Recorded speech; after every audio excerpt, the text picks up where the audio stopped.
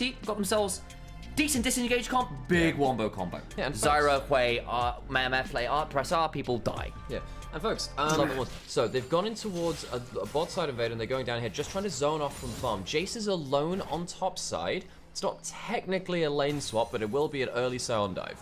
Alright, Missing has got the Bellows Breath to try and mitigate some of the CC, just gnawing enough of it. Everyone backs away, MF picks up first blood, and they even in standard lane low economy, they know now that the Zyra is back. Never left. Over is sprinting Shun. I just don't think he's going to be here in time. Another play goes down, the charge comes on through, the Bellows Breath is not enough, and they just tank aggro so well. Dredgeline just about wild. They'll know Shun's coming over because they can see him on that ward. Hayes needs to be really careful stepping on forwards in this center. The Ornns are up 30 CS and a kill and an assist, and you get both sets of early objectives. You've got the Grubs and the Dragon. The trade of that is effectively 10 CS or so in the jungle, a camp or two stolen away. It's not that big a deal when you get points in the game as well. I know that it takes a while to get them running in front, but already TT with the early dives from the Sion level 1 get themselves a ton of damage on turret. They forced the center out of the game. This is not looking great. Look, I thought that center could be good in Fatal's Draft because it unlocks so many different champions to be played in support, which is one of the most focused roles in this game. That's going to be dangerous and Missing. Missing does have ult coming. Will he die before he gets to reactivate the ult? Just about knocked up by the Stranglehold. Here comes the rest of the team from JDG. They tried to run warp in. They can't do it. Shun's hit up with the grasping. Roots goes down.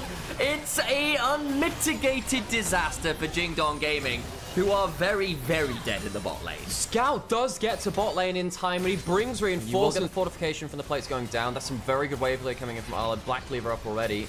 Scout is losing the wave. I mean, how much? Another shock blast should clear this through. Okay, so it's gonna nothing's gonna die on this wave, but still, having to call up 4 people is a big problem. Grasping Roots into the Dawning Shadow, though, means that Shun gets that kill. Hoya's TP'd in for this as well. They'll get the turret.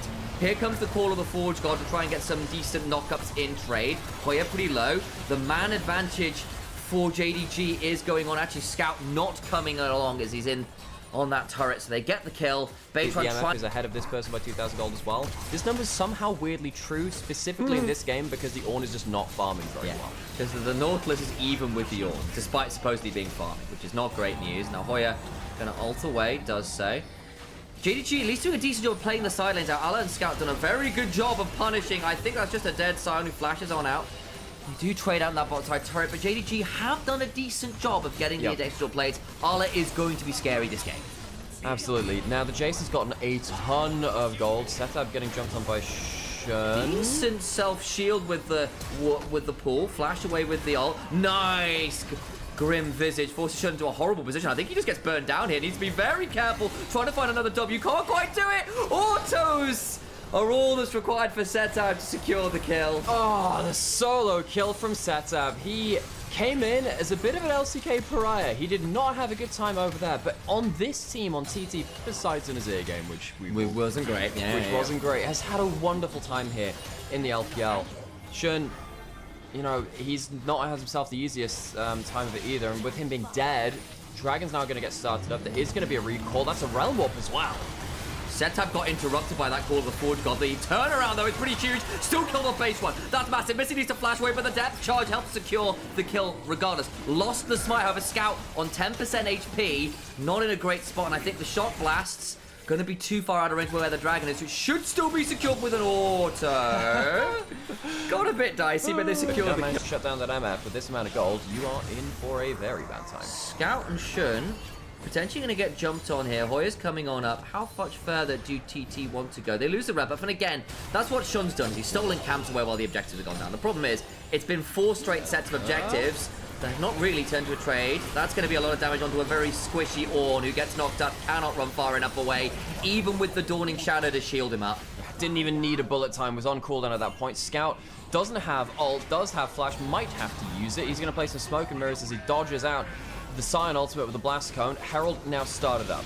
Missing has TP, however, so 10 seconds on him, and ult also available. Theoretically, to join this play, I don't know whether he'll want to burn it. Shun's around, being forced away.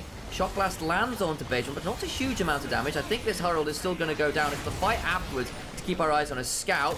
A known quantity, slow by the Make It Rain. Missing looking for a call of the Forge God. Landed across a couple. 1XM flashes out, stays alive. Turnaround beginning to come on through as Feather's now in danger. Missing into the backline. Helps secure a kill. The bullet time disagrees with some of it, as there is indeed the Realm Warp, and JDG managed the fight pretty well despite starting it at a man advantage. Teleport back gets you all the members you need, and they pick up 3 members on the back of the Herald play. Oh, fantastically played from both Scout and Missing, It's actually. a bit more involved. You need the Storm to be a bit more useful. You've still got Herald to work with, though, and Dragon spawning in 50 seconds. Sure, but so the Ornn is level 9, but is in a duo lane that's somewhat acceptable. Hoyer is level 9 against the level 12 Jace. That's less acceptable at the same point. He's going to jump in towards that turret. Can he get another tap onto it to get that tower down? No, they're not actually walking up toward to attack it. Might just be able to get it now. So tower taken. But while all this is happening, JDG are farming 3 lanes, TT are farming 1. That means that they're getting much better XP, and it means that they are, on the whole, getting much better gold as well. The thing is, it means that Allah is not around to help set up for this Dragon. Will be teleporting in shortly. Setup does have that ability to respond himself. Pays! Ults in trade. Call of the Forge God also burn. Missing looking to find an angle onto the wall here. 1XN's gonna go down. Huge take around from JDG. They pick up both bot laners. Beitwan now running away. They can't get anyone back. JDG think they have the pick. Scout. Bail it. Scout looking for an angle on in. Just needs an overload. Can't quite find it. Beitwan needs to run. And they won't get towards the Dragon. TT fumbling that mid-game play real hard there. JDG, again, punishing the lack of flashes onto key members of TT. The hook just missing. But I don't even think if that hits, I don't think it changes anything. I think JDG were waiting for that, and they pounce well. TT, great early game, just not able to hack it in this mid game after particularly this Sion has fallen behind so far that they can't really frontline to stop these people pouncing onto their carries. He is, right? Missing, as soon as he gets that knock-up, effectively the fight. Missing, another good team fight on the Ornn. Hey, we did put Missing down on the fraud wall on our podcast episode we go recently. He's had a good series so far, I think. Well, he had that one loss, which was not so good. Now, trying to control the tri-brush. Hook does land this time. That's on to Shun, who doesn't have flash. Can't hold bullet time after. Brings him down. It's some wonderful bullet time. A double to 1XN. And they're right back in the driver's seat. I have no idea what JDG were thinking approaching in a single corridor through a choke point against the Zyra and MF Ultimates. Disaster for them as they give up the Atakan and a couple of kills. Yeah, they'll take the mid lane out of turret, but that Atakan fight was so unnecessary. Whew, boy. Well, now they're going to lose this bot lane tier 2. Shove comes on through. There's no respawns for people like Missing or Shun for a while. 6 scrubs means this will just disappear. 6 scrubs push is very, very powerful here. She hits like a truck right now. They do. Can they stay alive, though?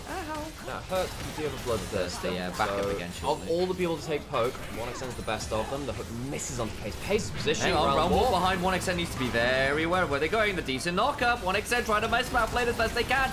Try to flash, gets a decent angle away. The bullet time interrupted. Dies. That MF is out of the fight. You lose Missing in trade, but the damage trade is so significant. The root from the W picks up setup after. Your damage dealers are down. Great collapse from JDG. And when is this in time for? The Dragon and the Baron. Once again, Scout strikes with his ultimate to make sure that TT can't fight around these choke points and objectives that they would really like to do.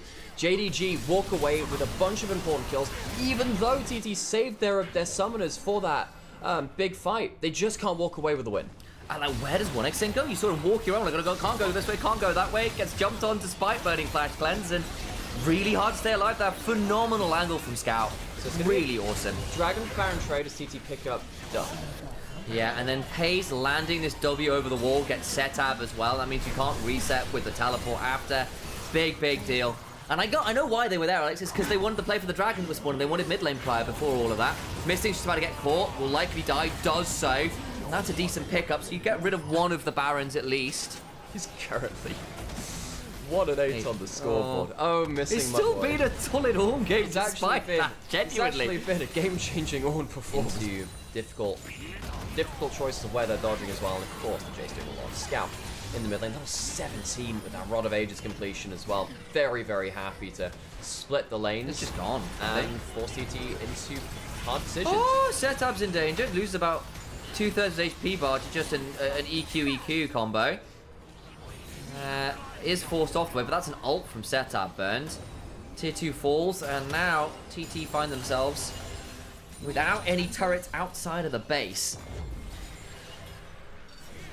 Man, TT started this game so well, but I really think that the 5,000 gold lead in top lane and a 3-level lead in that role too has just been way too much to deal with. TT point, and I think that's a huge issue. They're not in a point where they can cleanly get leads through. That's not bad, though. Pace being a big target of an option as the plants, and a roar over the wall. Secure the kill. About that whole, I won't fall down to a stiff. If they were to take this dragon in 20 seconds, I'm much more happy about them. However, JDG have won all of the last big fights. The one around the Atacon was the last big fight. 1xN just got jumped on by Shun, loses the cleanse for that as well. Shun losing half the HP and no camps to clear isn't great on the other side, though. That cleanse being down is an absolute green light for Scout, though, because you see, 1xN is playing and he's scared, off vision. and he has to play scared too. Scout just seen then, so you'll know that there's somewhere around this. Feather does have ult, does have flash, but there's a Banshee's Veil. Good damage coming through the center as well. Oh, that's a big chunk onto Beijuan, who's just getting a bit of a locket shield, but then Scout looking for an angle in the boat at the time. Will maybe kill missing the burn, not quite enough, but Hoya flashed on forward, and the doesn't work. A Scout into the back against 1xN. They're gonna get Beijuan flashing away. Shun trying to pick up that kill and does so, and TT run around the map. Scout flank works out in the long run. Scout does it again, jumping forward is Shun. He'll get himself a reset, and TT once again cannot find themselves the win around the big objective. They won't be able to get themselves the soul. I think they'll actually be bowing out from this game, and JDG will go to 2-1 in the series, putting TT on match point. Oh man, losing the cleanse was a big deal, but then just another good angle for Scout. They tried to collapse and missing, just turned and burned him. They managed to kill him offshore, but they can keep running for inhibitors here at the very least. I don't think they'll be able to quite end the game. Okay. Yeah. But lack of grubs. If that's 6 grubs on the rise. And also Aladdin. Remember, they don't have a traditional AD carry to kill towers. Yes, the mages do that well, so TT will have another shot. They do, and they will, however, not claim soul, though, which is pretty significant. They're now getting desperate. They're going towards the Barret and saying, well, we'll just force you to fight in one direction, maybe. The Scout is once again on the flank. But no flash or cleanse on that rise. Makes it a lot hard to play from now. Scout into the back. Now remember, no flash, no cleanse. It's deep. Does the damage. The Zhonya's to buy time. 1xN can't do it. Scout just face rolls them because he is an absolute beast on this rise. Scout is not being stopped. He teleports into the backline, and TT just don't know what to do with this blue man in the backline. There's a teleport from missing towards the bot wave. Hoya's going to die, and with this time, the clean ace coming through, JDG will move to 2-1 in the series. That rise became such. We had no flash, no cleanse. Just jumps to the backline and says, between Banshees and Zhonya's, I'll still be able to break you in half. And does just that. JDG, you may owe your mid laner dinner. Let's leave it at that. Imagine some wonderful team fights in JDG. Move to series point.